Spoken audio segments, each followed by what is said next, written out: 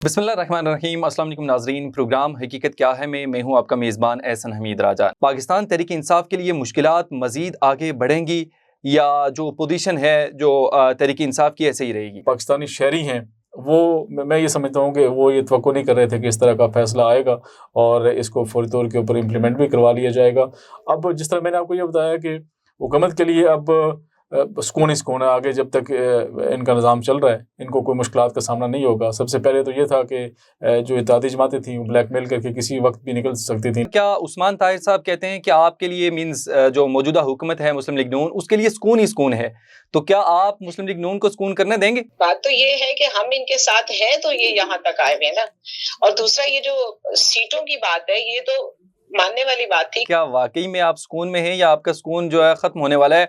मैं इस एतबार से भी जो मखसूस नशिस्तें हैं उनका फैसला आया, उसके बाद की जो सिचुएशन है और साथ जो तहरीक इंसाफ एक बार फिर रोड्स पर आने के लिए तैयार है, तो कितना टफ टाइम देख रहे हैं आने वाले दिनों में? जब कोई भी पार्टी, कोई भी सियासी पार्टी जो है वो अपनी गलती करती है तो उसकी गलती का ज़ाला उसको खुद ही भुगतना पड़ता है।